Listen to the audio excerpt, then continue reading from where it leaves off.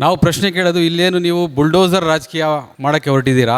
UP ಮತ್ತೆ ಮಧ್ಯಪ್ರದೇಶ್ ಮಾದರಿಯಲ್ಲಿ ನೀವು ಬುಲ್ಡೋಸರ್ ರಾಜಕೀಯನೂ ಮಾಡ್ತಿದ್ದೀರಾ? ಕೆಲವು ದಿನ ಹಿಂದೆ ಬೆಂಗಳೂರಲ್ಲೂ 2 ಸ್ಲಮ್ ಸುಮಾರು 200-300 ಕುಟುಂಬಗಳು ವಾಸವಾಗಿದ್ದ 2 ಸ್ಲಮ್ಗಳನ್ನು ಏಕಾಏಕಿ ಹೋಗಿ ನೀವು ಧ್ವಂಸಗೊಳಿಸಿದ್ದೀರಾ. ಚಳಿಯಲ್ಲಿ ಮಳೆಯಲ್ಲಿ ಅವರು ಊಟ ಇಲ್ಲದೆ ತಮ್ಮ ಸಣ್ಣ ಮಕ್ಕಳು, ಪುಟಾಣಿ ಮಕ್ಕಳು ಮತ್ತು ವಯಸ್ಸಾದ ಅವರ ಪೋಷಕರ ಜೊತೆಯಲ್ಲಿ ತುಂಬ ಕಷ್ಟವನ್ನು ಅನುಭವಿಸಿದರು. ಅದೇ ರೀತಿ ಈಗ ನಾವು ನೋಡ್ತಾ ಇದ್ದೀವಿ ಮೈಸೂರಲ್ಲೂ, ಅಲ್ಲಿ ವಿದ್ಯಾವಂತ ನಿರುದ್ಯೋಗ ಯುವಕರು ಅವ್ರಿಗೆ ಯಾವುದೇ ಉದ್ಯೋಗ ಸಿಕ್ಕಿಲ್ಲ ಅಂತ ಏನೋ ಒಂದು ಬಿಸ್ನೆಸ್, ಸ್ಟ್ರೀಟ್ ಫುಡ್ ವ್ಯಾಪಾರ ಮಾಡ್ಕೊಂಡು ಅವರು ತಮ್ಮ ಜೀವನವನ್ನು ಮಾಡ್ಕೊಳ್ತಾ ಇದ್ರು. ಅವರ 50-60 ಕುಟುಂಬಗಳು ಅಲ್ಲಿಂದ ನಡೀತಾ ಇತ್ತು. ಅದನ್ನ ಹೋಗಿ ಏಕಾಏಕಿ ಧ್ವಂಸ ಮಾಡಿದ್ದೀರಾ ನೀವು. ಅಲ್ಲಿನ ಜನಪ್ರತಿನಿಧಿಗಳಾಗಲಿ ಮತ್ತು ಅಧಿಕಾರಿಗಳಾಗಲಿ ಅವರ ಮನುಷ್ಯತ್ವ ಎಲ್ಲಿದೆ? ಒಂದು ಸ್ವಲ್ಪನೂ ಯೋಚನೆ ಮಾಡಬಾರ್ದಾ? ಮುಂದೆ ಇವರ ಪರಿಸ್ಥಿತಿ ಏನಾಗ್ಬೋದು? ಏಕಾಏಕಿ ನಾವು ಇವರ ಉದ್ಯೋಗವನ್ನು ಮತ್ತು ಜೀವನ ನಡೆಸೋಕ್ಕೆ ಆದಾಯದ ಒಂದು ಆಧಾರವನ್ನು ಏಕಾಏಕಿ ಧ್ವಂಸ ಮಾಡಿದರೆ ಅವರ ಪರಿಸ್ಥಿತಿ ಏನಾಗಬೇಕು? ಅವರ ಮುಂದೆ ಭವಿಷ್ಯ ಏನಾಗಬೇಕು?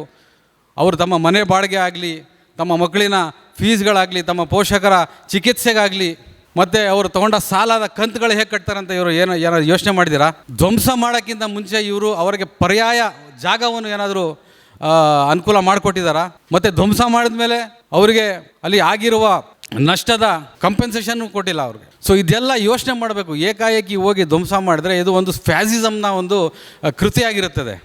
ಫ್ಯಾಸಿಸ್ಟ್ಸು ಇದೇ ಥರ ಮಾಡೋದು, ಕೇವಲ ತಮ್ಮ ದಬ್ಬಾಳಿಕೆ ಮಾಡೋದು. ಅಲ್ಲೇ ದೊಡ್ಡ ದೊಡ್ಡ ಹೋಟ್ಲುಗಳು ಇದೆ, ಅವರು ಫುಟ್ಪಾತನ್ನು ಮಾಡ್ಕೊಂಡಿದ್ದಾರೆ, ಆಕ್ಯುಪೈ ಮಾಡ್ಕೊಂಡಿದ್ದಾರೆ, ಅದನ್ನು ಹೋಗಿ ಧ್ವಂಸ ಮಾಡಿ ನೀವು. ಸೊ ನಾವು ಇದನ್ನು ತೀವ್ರವಾಗಿ ಖಂಡಿಸ್ತೇವೆ. ನೀವು ಸರ್ಕಾರದಲ್ಲಿ ವಿದ್ಯಾವಂತ ಯುವಕರಿಗೆ ಉದ್ಯೋಗನೂ ಕೊಡಲ್ಲ. 3 ಲಕ್ಷ ಉದ್ಯೋಗಗಳು ಖಾಲಿ ಇದೆ. ಇದ್ರ ಬಗ್ಗೆನೂ ನಾವು ಪತ್ರಿಕಾಗೋಷ್ಠಿ ಮಾಡಿದ್ದೀವಿ, ಹೋರಾಟನೂ ಮಾಡಿದ್ದೀವಿ. ವರ್ಷಾಂತಗಳಿಂದ ಇದು ಖಾಲಿ ಬಿದ್ದಿದೆ. ಅದನ್ನು ತುಂಬಿಸಿ ನೀವು. ಒಂದು ಕಡೆ ಉದ್ಯೋಗ ಕೊಡಲ್ಲ, ಇನ್ನೊಂದು ಕಡೆ ಸ್ವಯಂ ಉದ್ಯೋಗಿಗಳಿಗೆ ನೀವು ಈ ಥರ ತೊಂದರೆನೂ ಕೊಡ್ತೀರಾ. ಸ್ವಯಂ ಉದ್ಯೋಗ ಮಾಡೋವ್ರಿಗೆ ನೀವು ಸರ್ಕಾರದಿಂದ ಅವ್ರಿಗೆ ಎನ್ಕರೇಜ್ ಮಾಡಬೇಕು, ಅವರಿಗೆ ಲೋನ್ಸ್ ಕೊಡಬೇಕು, ಮತ್ತು ಅವ್ರ ಜೀವನ ನಡ್ಸ್ಕೊಂಡು ಹೋಗಿ ಒಂದು ಆಧಾರ ಮಾಡಿಕೊಡ್ಬೇಕು ನೀವು. ಅದನ್ನು ಬಿಟ್ಟು ನೀವು ಸೀದಾ ಹೋಗಿ ಧ್ವಂಸ ಮಾಡಿದ್ರೆ ಹೈ ಪವರ್ ಟೆನ್ಷನ್ ಲೈನ್ ಇದೆ ಅಂತ ಏನೋ ಕಾರಣ ಕೊಡ್ತೀರಾ. Social democratic party of India ಯಾರದೇ ಸಮಸ್ಯೆ ಇದ್ರೂ ಬಗೆಹರಿಸೋಕ್ಕೆ ನಾವು ಪ್ರಯತ್ನ ಪಡ್ತೀವಿ. ಅಲ್ಲಿ ಒಂದು ವಾರ ಆಯಿತು ತೆರವುಗೊಳಿಸಿ, ಒಂದು ಜನಪ್ರತಿನಿಧಿ ಹೋಗಿಲ್ಲ ಅಲ್ಲಿ, ಮತ್ತು ಯಾರು ಹೋಗಿ ಕೇಳಿಲ್ಲ. ಕೇವಲ ಎಲೆಕ್ಷನ್ ಸಮಯದಲ್ಲಿ ಜನಪ್ರತಿನಿಧಿಗಳು, ಕಾರ್ಪೊರೇಟ್ರು, MLA ಅಭ್ಯರ್ಥಿಗಳು ಅವರೆಲ್ಲ ಹೋಗಿ ಅವ್ರ ಕೈಕಾಲು ಮುಗಿತಾರೆ. ಈಗ ತೆರವುಗೊಳಿಸಿ ಅವರು ನೋಡಿ ಕಣ್ಣೀರು ಬಂತು ಅವ್ರನ್ನ ನೋಡಿ ಸುಮ್ಮನೆ ಎಲ್ಲ ಕೂತಿದ್ದಾರೆ ಆಚೆ. ಯಾರಾದರೂ ಬಂದು ನಮಗೆ ಕೇಳಿದ್ರೆ ಸಾಕು ಅಂತ. ನಾವು ಹೋದಾಗ ಅವ್ರು ಬಂದು ನಮ್ಮ ಜೊತೆ ಮಾತಾಡಿದ್ರು, ಅವ್ರ ಸಮಸ್ಯೆಗಳನ್ನ ಹೇಳ್ಕೊಂಡ್ರು. ನಮ್ಮ ಮುಂದೆ ಕಣ್ಣೀರಿಟ್ಟರು. ಅವರು ಎಲ್ಲೋಗಿದ್ದಾರೆ ಹರೀಶ್ ಗೌಡರು? ಅಲ್ಲಿ ಶಾಸಕರು ಏನು ಮಾಡ್ತಾ ಇದ್ದಾರೆ? ಇನ್ನೂ ತನಕ ಯಾಕೆ ವಿಸಿಟ್ ಮಾಡಿಲ್ಲ? ಯಾಕೆ ಅವ್ರ ಸಮಸ್ಯೆ ಬಗ್ಗೆ ಪರಿಹಾರ ಕೊಟ್ಟಿಲ್ಲ?